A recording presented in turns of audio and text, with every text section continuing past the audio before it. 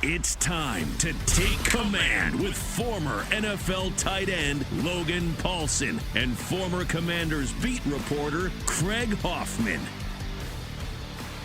Most positions, they're not actually looking at 40 yards. Like the 10-yard split is actually a pretty important metric and a huge measure of explosive power. And so, like, for an O-lineman, never going to run 40 yards, like you were saying earlier. Right. But, like, that 10-yard split tells me something about how quick you can get off the line, how agile you are. And so, like, that number, for instance, is important where they don't really care as much about the 40. Yeah, I mean, I think that's absolutely correct. And I also think, like with the higher body weights and stuff, like you don't expect them to have like great top end mechanics. No, they're not. Right. And they're not overly pliable. Traditionally offensive linemen tend to be slightly less explosive than defensive linemen. So you're looking for a very kind of niche specific area there. A guy that is good at absorbing force and applying force at like slower contractile velocities. Yeah. So like the 40, the 10, like not a huge deal. Like with an offensive lineman, I want to see a good 10. Like you want to just see it because it's a good athlete. Yeah. But I care more about kind of like the movement drills. How do they pass set? How do they do the bag? Of course. Yeah. All that stuff that they do kind of after. Yeah. I think that's also more important. Stuff. But yeah, in terms of explosive power, like you always expect those guys to be just a tick lower than your defensive lineman. And that's just kind of stylistically like how they've been trained throughout their careers, Yeah. Yeah. I mean, defensive linemen get off the ball Right. traditionally faster than offensive linemen do, Yeah. especially if you're an edge guy. Like, that's your thing. You want to gain your advantage getting off the ball. So, for sure, that 10-yard is going to be important there. 5-10-5 matters a little bit there as well, just to see those guys stop and change directions. Can they get their hips around? Do they have that type of mobility? And then you just combining the two. I've always said that the 40 has to be combined with the 5-10-5 score. Because if it's within like a quarter of a second of each other, like for instance, if you run a 4.4, you should be right around 4.15, 4.2 in your 5-10-5. Oh, right? really? Yeah, it's about 0.2, 0.25.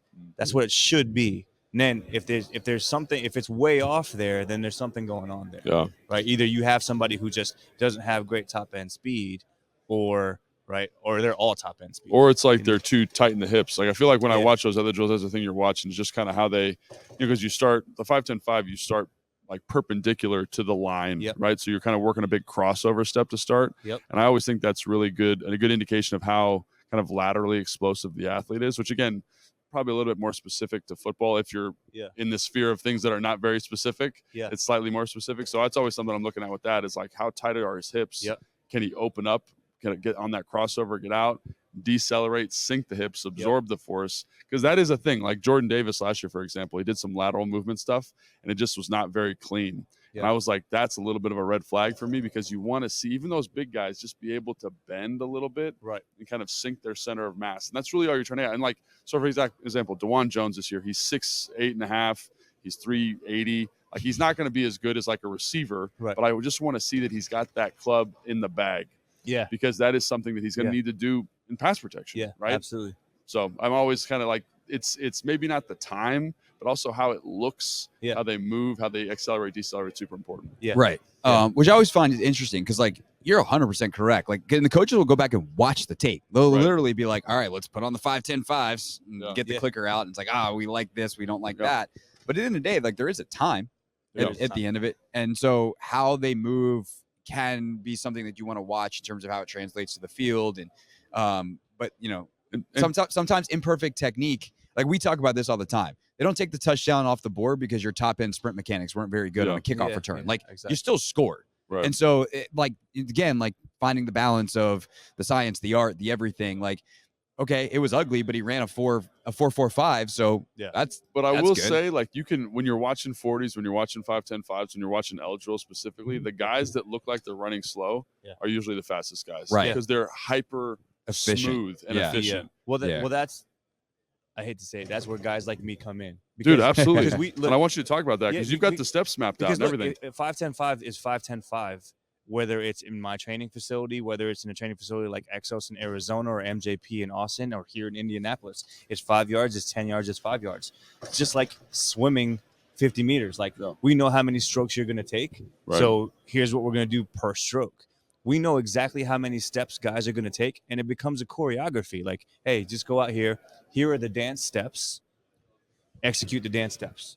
We start off slow. We get them to do it in however many steps we want them to do it in. So in a 5-10-5, it's crossover, shuffle, swipe, 6 steps, swipe, sprint through. Yeah, and so you're saying crossover, shuffle to the first line, the first 5 without turning your hips. Right, and so that's everyone. Yes, so like when you're watching, like you'll watch like Aiden Hutchinson had a great 5-10-5 last year, and he is dancing.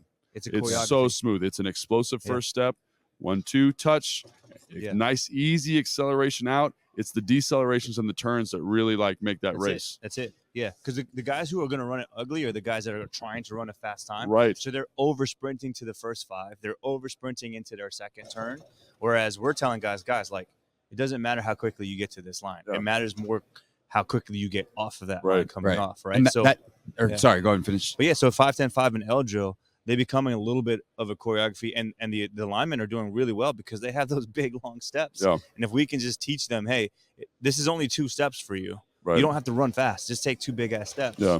And you're there. Especially somebody who's like 6'6.5", 6'7". Yeah, like absolutely. it's just like a nice easy glide. But yeah, so like when you're watching these at home, like make sure you check that out because like the guy that's going to be super smooth is going to be really fast. And like Aiden Hutchinson again, or Trayvon Walker last year with the L drill, it looks like he's jogging.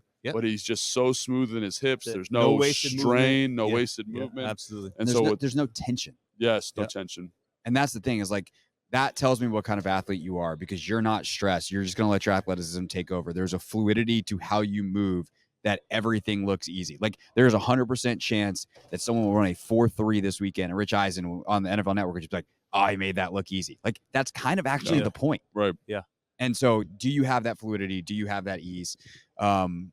And that goes for pretty much all of these drills. Any other ones we want to talk about? 5-10-5, we just talked about a little bit. L drill, broad jump, vert. I think the ones that people bench. sleep on the most, quite frankly, Chris, are broad jump and vertical. Broad jump and vert.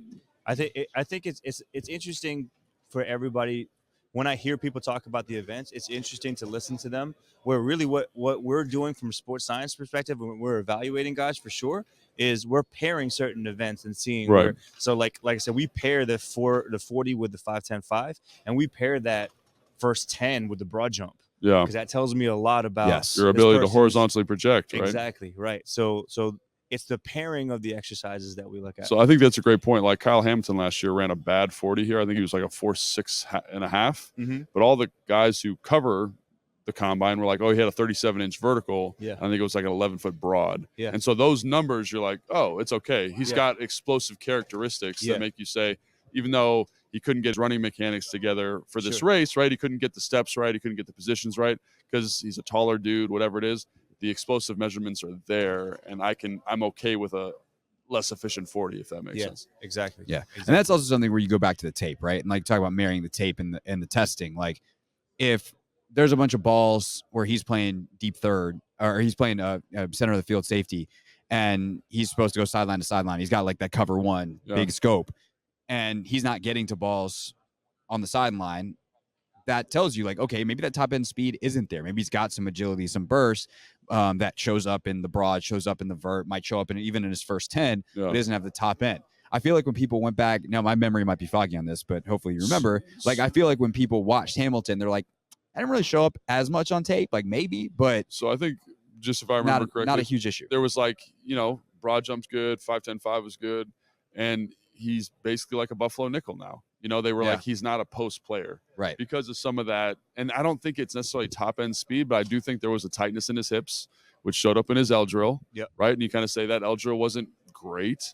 So go back and watch the film. You say, oh, he does have a hard time opening up. And like you mentioned, the fluidity. When you watch a really good, like Christian Gonzalez in this year's draft, for example, it's easy for him to open his hips and run. And obviously corner to safety a little different, but it's just effortless.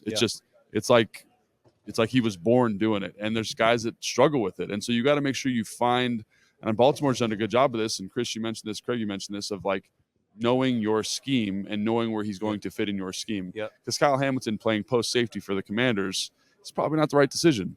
But him playing in the box near the line of scrimmage in that Buffalo nickel role, he could be a Pro Bowl player next year. And that's just making the right designation in your evaluation and using all of this data to kind of in conjunction with the film to support a player evaluation. Thanks for watching this clip of Take Command. First, why don't you like it? It lets other people know that it was good, and then they should watch it too. And Logan, we have a new exclusive home for full episodes. We do. 1067 The Fans YouTube page. Go check it out and please subscribe. Yeah, do what Logan said. Do it. Very, very smart.